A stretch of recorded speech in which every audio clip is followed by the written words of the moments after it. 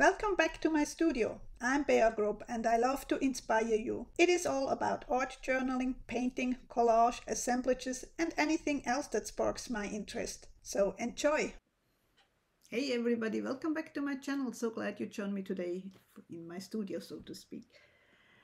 Today I show you a really fun art journal page. I recently made new stencil, which is like two figures. One is an ATC size.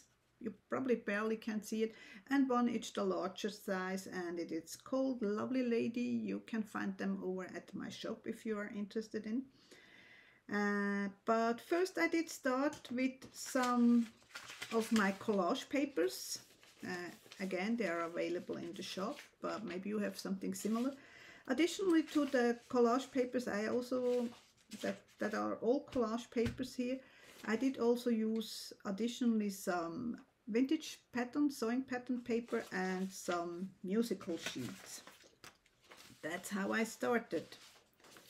Now next I went in with the stencil and a piece of charcoal. I do like the look that you get with the charcoal, the slightly grungy, not so defined lines, the powders where you get it everywhere. I just like that look. That's personal preference.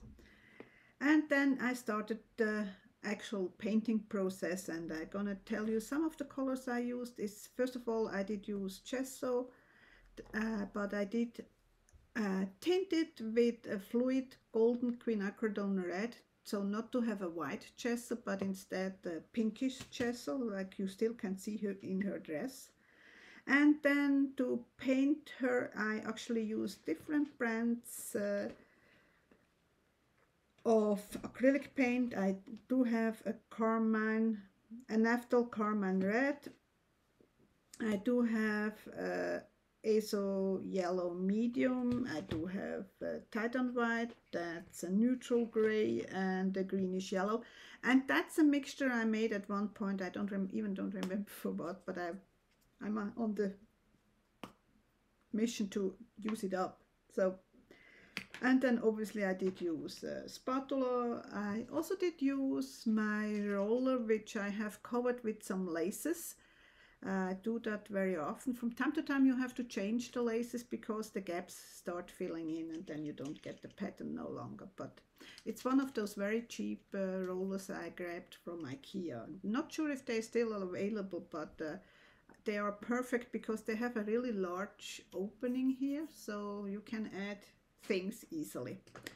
Yeah, and besides that, the spatula, the brush, I think that's all I have used. Now it's gonna be mostly time-lapse or completely time-lapse, I don't remember. You're gonna see it, but as always, if there are any questions, just leave me the questions down in the comments and I'm more than happy to answer you questions. Now enjoy the video.